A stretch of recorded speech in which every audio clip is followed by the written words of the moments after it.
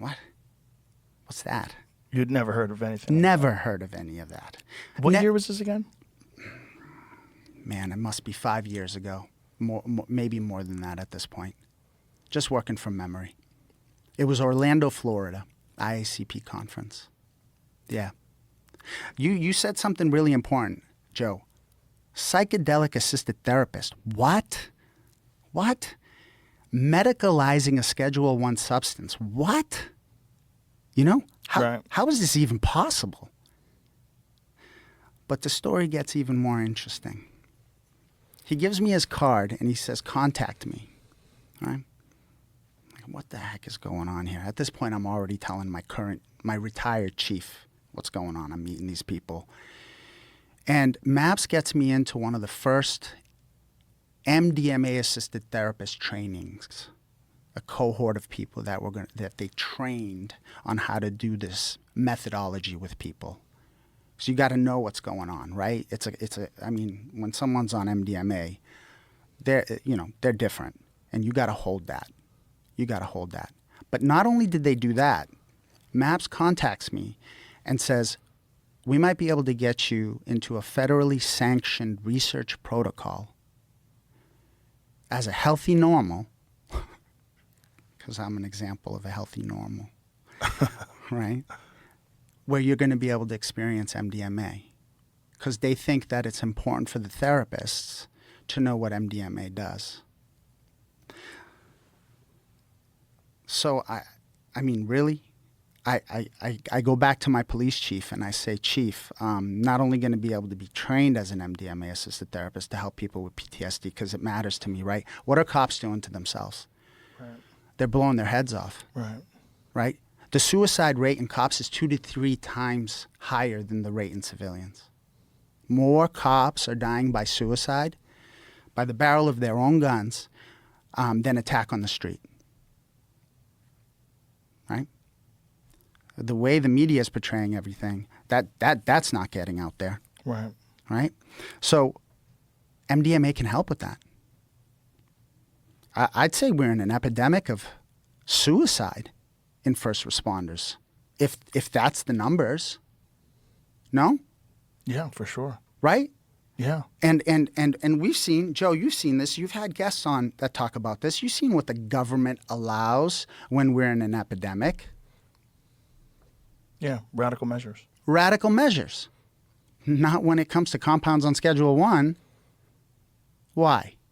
Well, because it's federally Scheduled I. It's supposed to have no medical use whatsoever, and the most dangerous and addictive of compounds. That's right. May I? Yeah. Say something about that? It's a lie. Well, it's certainly a lie. Certainly a lie.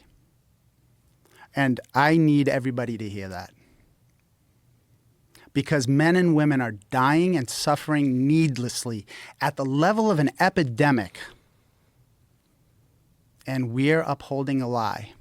I think the problem is politically, it's very difficult to say what you're saying if you are anyone who is running for office or anyone who's currently seeking re-election, right? Because it carries with this taboo, this narrative that has existed since the 1970s, that these are drugs that are ruining people's lives, and it's going to waste. You're just going to waste away. You're just escaping reality. They're for weak people. They're for losers and addicts. You couldn't have summed up the problem better. Nicely done. It's a public narrative that's out there that unfortunately it's going to take a long time to turn that battleship around. So I think what you're helping with is that. I am asking for the politicians who can't speak up to help make safety for those of us who either can or want to. I'm asking for their help because I'm active law enforcement, and I got to tell you, Joe, we're muzzled. We're muzzled. Not only are our mouths shut, but our hearts are put in a cage. Like how so? What do you mean? Law enforcement aspiring to build a career in the system can't talk about this stuff. they not only can't talk about this stuff, they can't do this stuff. But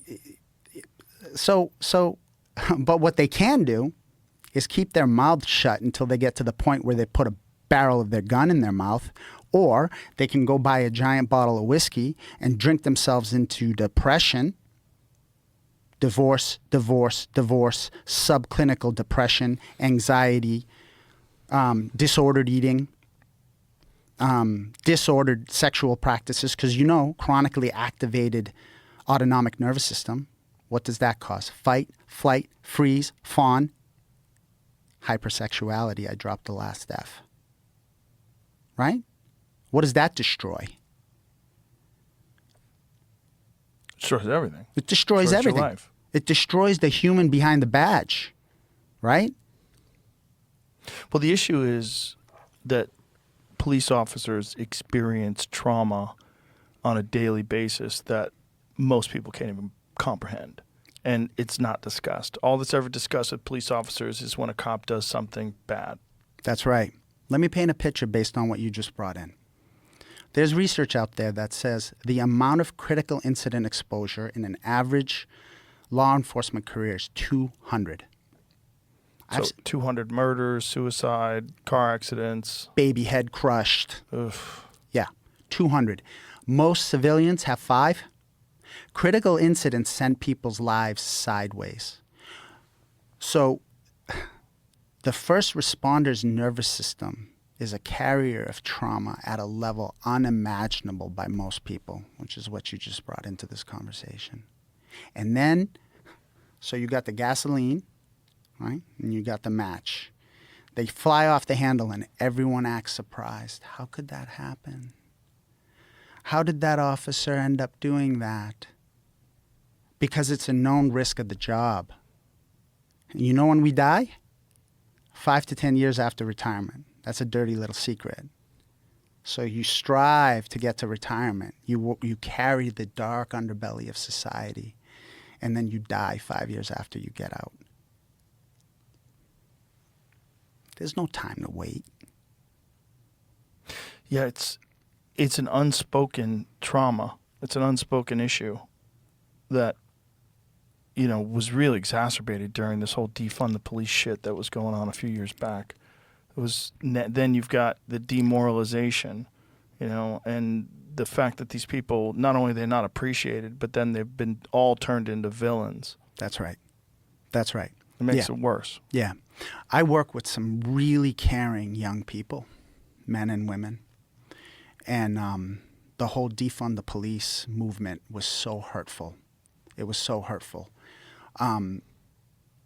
It hurt me watching them have to come to work and see them take the 911 calls for service and show up and do their best following the rules to make sure that that family or that person is okay, and then come back and feel unappreciated and not understood.